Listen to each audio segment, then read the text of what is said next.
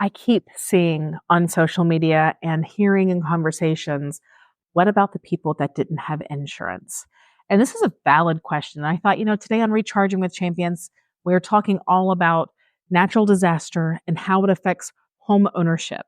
And this is definitely a way that it affects home ownership. Because if you don't know, flood insurance is not typically covered in an insurance policy unless you add flood insurance to the policy. It's not required unless you're in a 100-year flood zone, which means if you have had a flood in that area in the last 100 years, you will have to have flood insurance. However, if you have not, which a lot of these houses probably and businesses have not been in a flood zone in the last 100 years, they are not required to have flood insurance.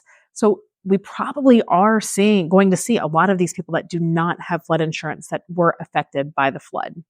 So a couple of things to note. One is once FEMA goes out and designates an area as a disaster area, that does open up funds that can come from the government to help rebuild that community.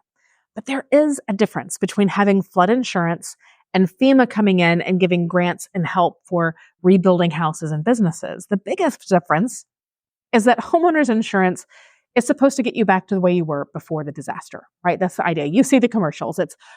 But like it never happened is the idea. I don't know if it's quite that simple, but you get the idea.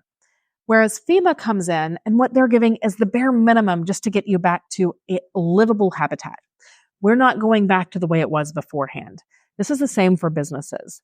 It is helpful. And if you were in a disaster area, there are possibilities for grants and help through FEMA, but it is definitely not the same as having homeowners insurance with a flood policy.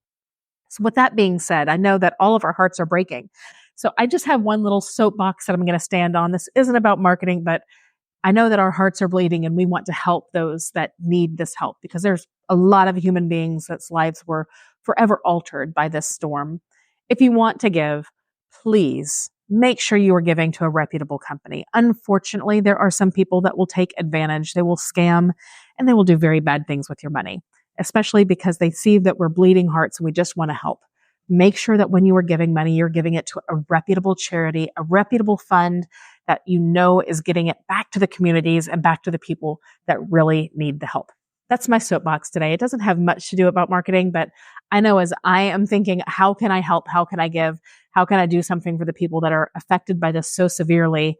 I also want to just remind everybody, be careful where you donate. Donate, give with a big heart, but make sure it's getting to the right people. We'll see you tomorrow in Recharging with Champions. Make sure that you are getting that word out there, letting people know what to expect when it comes to real estate and natural disaster.